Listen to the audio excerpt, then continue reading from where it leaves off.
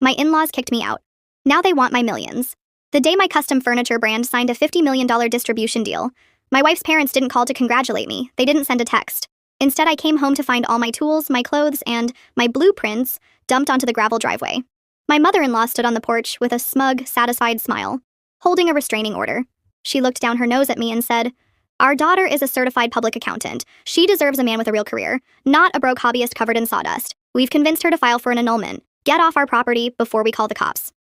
My wife was standing right behind her, looking at her shoes, letting them destroy our marriage.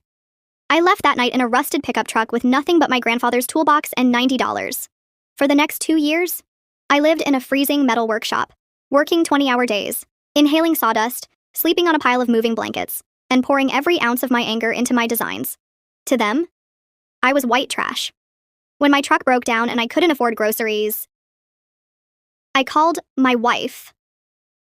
Her father picked up, called me a loser, and told me to lose their numbers forever. But hard work doesn't care about your country club status. Today, my luxury furniture line is featured in the finest homes in Malibu and Aspen. My brand was named the fastest growing design company in America last week. Yesterday morning, guess who shows up at my flagship showroom, demanding a private tour? My ex-wife, flanked by her mother and father. All three of them were dressed to the nines, flashing fake, desperate smiles, acting like they were the ones who discovered my talent. When we got to my office, they didn't apologize for ruining my life.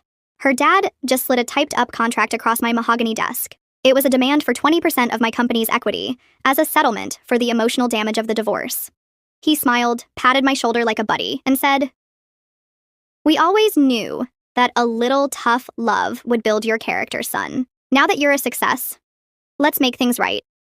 Give us $6 million, and we'll be one big happy family again." I looked at the contract, then looked at the 3 parasites who threw me out like garbage when I was drowning. I didn't yell. I didn't get dramatic. I just picked up my heavy wood-turning chisel from the desk and slammed the sharp steel edge right through the center of their contract, pinning it deep into the wood. I looked my former father-in-law dead in the eye and said, "My character is built, and my family is taken care of. Get the hell out of my shop."